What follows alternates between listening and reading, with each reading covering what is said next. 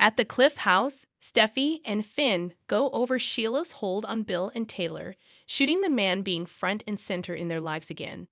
She states that Brooke needs to get through to her mother. At Taylor's, Brooke screams her name after finding her unconscious on her bed. Sheila answers the door at Bill's house to Deacon, who has her order from Il Giardino and is in disguise. He pulls off his hat and shades and declares he wanted to check out her new digs. Sheila tells him she won't go back to jail. This is her permanent address. She admits she's missed Deacon, who tells her he's missed her too.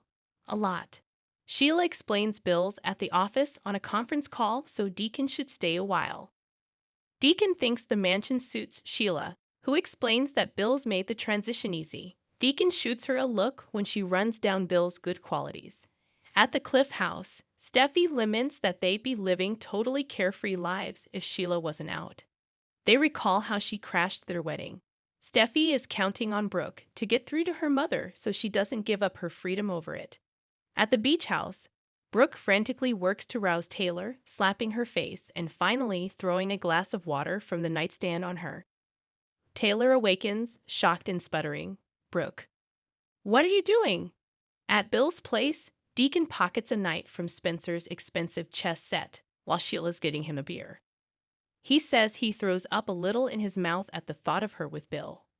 Sheila gushes that he's an amazing man and her ex-lover can't believe it. Sheila insists they feel safe showing their vulnerabilities and have an amazing connection. Bill doesn't hesitate to admit he's never been with a woman like me. Deacon can't get over it, but there's something he and Spencer agree on. 'Cause honey, there ain't nobody like you. Sheila chuckles. Deacon and Sheila continue chatting and he teases her about being in insta-love with the pompous Bill Spencer. Sheila thinks he's jealous, but Deacon complains he uses his money to be an obnoxious bully. Sheila argues that he got her out of prison and is gorgeous. He is mine, all mine. Deacon calls her out for flaunting her relationship with Bill right in his face. She thinks he should be happy for her. Deacon muses that she hit the jackpot in some ways. Sheila will never forget that he gave her a safe place to stay when she needed it. They made memories she will never forget. Deacon wishes things could have been different between them. At the Cliff House, Steffi tells Finn her mother's in pain right now, and she's scared to think what she might do to make it stop. At the beach house, Brooke tells Taylor she saw the pill bottle and the note saying she was going to end it all. Taylor protests that the pills are just a sleep supplement and that the note meant she was going to end this thing with Sheila and Biddle by confessing. Brooke apologizes for the water in her face. Taylor says it's okay, she was just worried, which means too much to her. They embrace. At the Cliff House, Finn urges Steffi to trust Brooke to handle it. Steffi hates waiting. Finn grins, "Tell me something I don't know." They kiss, and the phone rings. It's Brooke, who reports everything is fine with her mom. She'll hang out to make sure she doesn't go to the police. Steffi thanks her. She hangs up and hugs Finn. At Taylor's place, Brooke is worried about her being there alone with all this shame and guilt. She has the perfect solution. "Move in with me." Taylor chokes on her tea. At Bill's place, Deacon expresses bitterness about her devotion to Dollar Bill. "Have you ever asked yourself what's in it for him?" Sheila says, "Me. A woman who isn't going to try and change him or leave."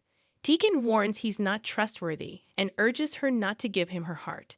He doesn't deserve it. Sheila says it may already be too late, and Deacon cracks a joke. Sheila laughs and lays her head on his chest. "I miss you." At the Cliff House, Finn understands how hard it is for Steffi to see her mom suffer. He assures her that they'll be there for whatever Taylor needs. Steffi is grateful for him and his support. They kiss and canoodle on the sofa. At Taylor's place, she balks at Brooke's offer to move in with her. She has her own life with Hope, Liam, and the kids down at the cabin. She doesn't want her to worry about her. Brooke is concerned and insists that her moving in would benefit her as well. She goes home to a big empty house every night. It would be nice to have a roomie. Taylor isn't sure what to say. Brooke urges her to say yes. She reminds Taylor that they used to be rivals, but now they're good friends. Taylor is going through an emotionally challenging time right now. Maybe she could bounce things off of her. They might have a lot of fun together. Taylor knows they would. She's overwhelmed and thanks Brooke for her kindness. Brooke promised she'd always be there for her, and she meant it. Taylor thanks her again. Brooke asks, "Does that mean you accept?" She coaxes some more. "Just tell me you're going to move in with me."